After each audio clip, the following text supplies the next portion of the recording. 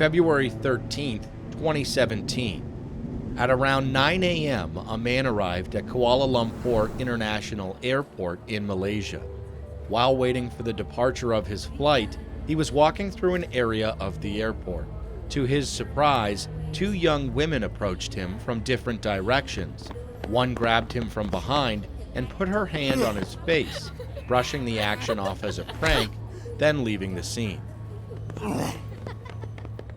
The man felt suspicious that this was just a prank, so he reported the incident to the airport employees.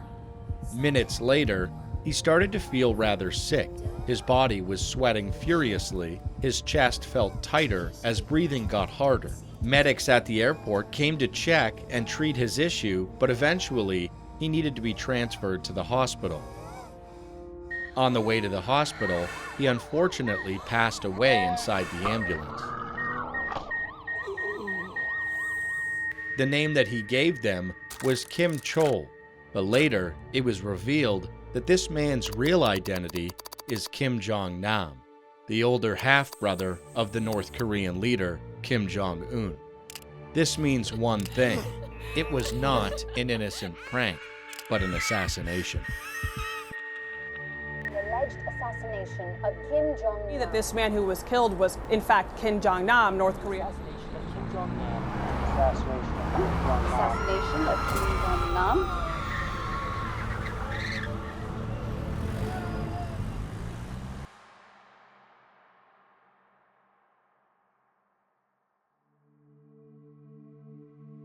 Kim Jong-nam was the eldest son of the former North Korean leader Kim Jong II and the older half-brother to the current leader Kim Jong-un. He was considered the heir apparent to his father, but back in 2001, he fell out of favor after several feuds with the family because he was advocating for reform, criticizing his family's government. In addition to a controversy concerning him when he failed to visit Tokyo's Disneyland with a false passport. All of that led to him getting exiled from North Korea back in 2003. Post-exile, Kim Jong-nam was not entirely safe, for he had been the target of a few assassination attempts back in 2006, 2010, and 2012, respectively. All were allegedly ordered from Pyeongchang by the North Korean government, to the point where Kim Jong-nam even wrote a letter to his half-brother pleading for the safety of his family after the 2012 attempt. The fact that Kim Jong-nam was alive meant that he was a potential political liability to the North Korean government. Thus, he had to be taken down, according to them. But the authorities could not put down someone right away in broad daylight. They needed to be sneaky about it and make it look like an accident.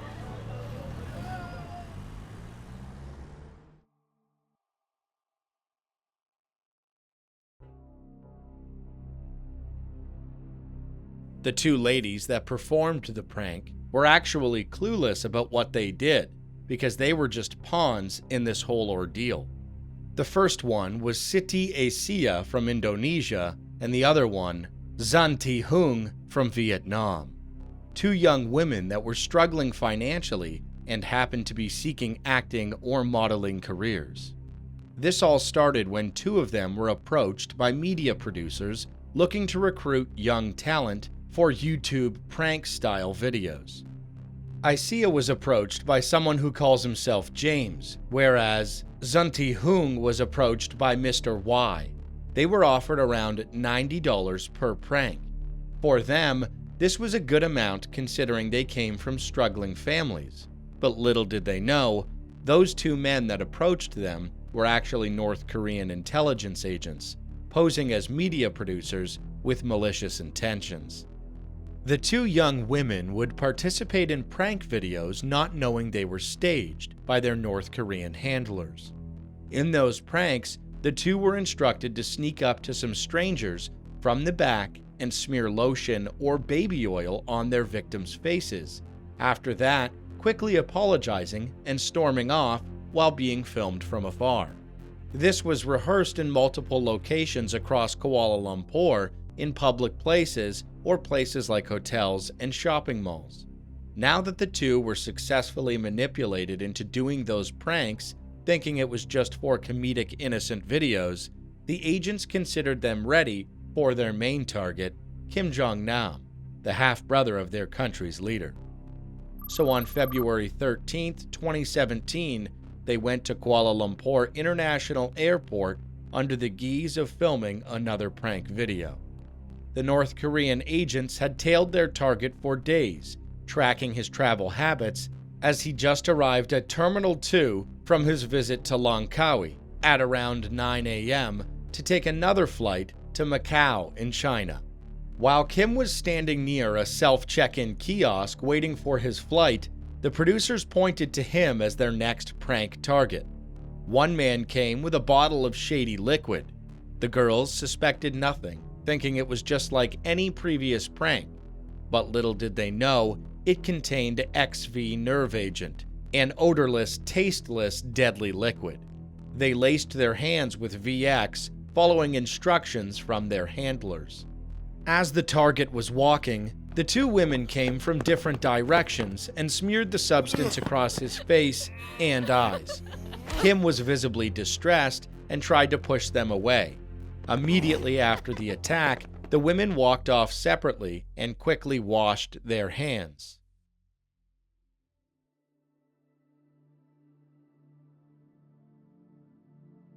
Confused and suspicious, Kim Jong-nam immediately went to report this to airport staff and told them that he was feeling very dizzy. After this, he was transported to the airport medical facility for a checkup, but his condition kept getting worse as his chest got tighter and breath got shorter. Within 20 minutes, he collapsed and suffered seizures, so they strapped a resuscitation device on his face, then transported him to an ambulance.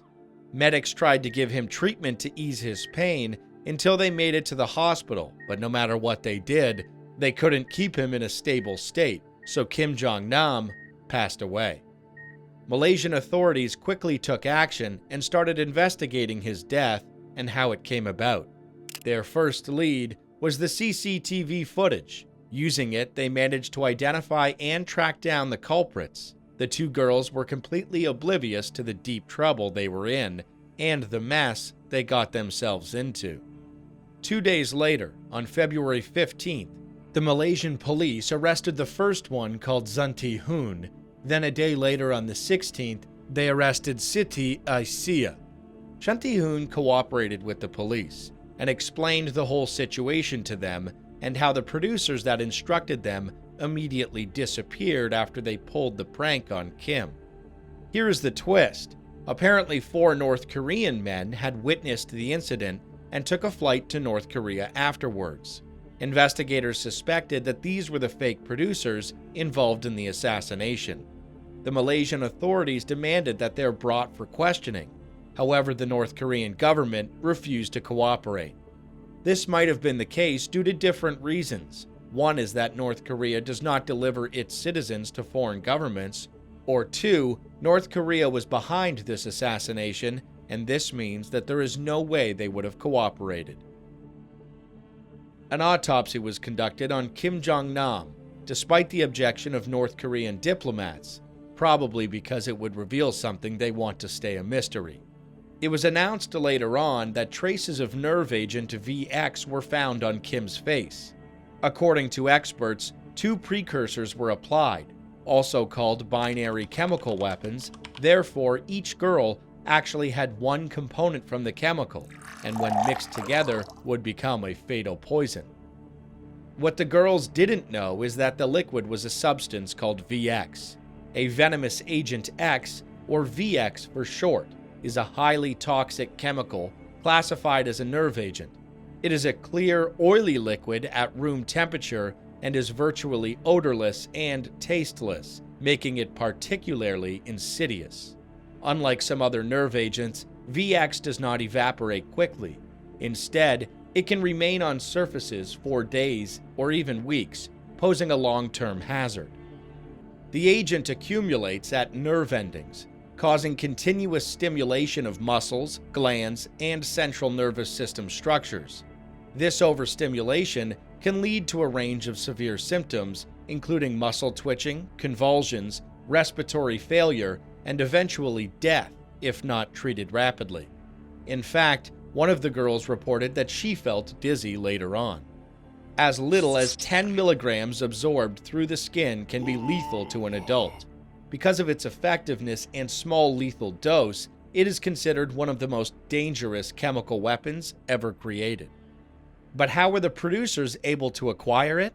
VX is extremely difficult to make safely or effectively, and it is far beyond the reach of an average person working from home.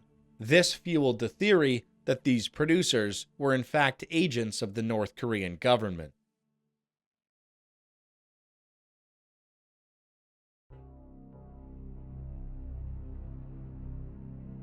After the trial, Siti Aisa and Zhuang Tinghung admitted to participating in the prank, claiming that they were not aware that it was a murder attempt. They pleaded not guilty and were released in 2019 after the murder charges were dismissed. However, it didn't just end there, as tensions increased between Malaysia and North Korea since the Malaysian authorities kept Kim Jong-nam's body for further investigations, whereas the North Korean government demanded that the body be brought to them. In fact, a week after the assassination, there was an attempted break-in to the morgue where Kim was held. This attempt was a failure and severed any diplomatic ties between the two countries. North Korea even revoked the law that allowed Malaysians to travel to North Korea without a visa. The controversy continued to escalate with comments from other countries, such as South Korea, describing this assassination attempt as a naked example of Kim Jong-un's reign of terror. The United States even relisted North Korea as a terrorist state, with this assassination cited as one of the reasons. Moreover, on June 10, 2019, after the women's trial, the Wall Street Journal reported that former U.S. officials stated that Kim Jong-nam had been compromised by the CIA.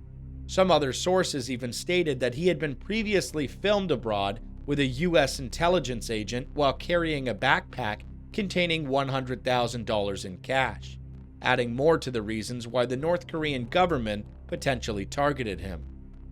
Prior to his assassination, Kim Jong-nam lived a life of exile in China, kept away from his family back in North Korea, which he opposed, especially his brother. But he wasn't safe from them, as he was always a target of assassination since he was considered a political liability and a potential threat to North Korea. Unfortunately, his life was cut short after what seemed like an innocent prank, but with malicious intent, where two young women seeking a better life fell victim to a touch of VX and the cold, calculated plans of Kim Jong-un.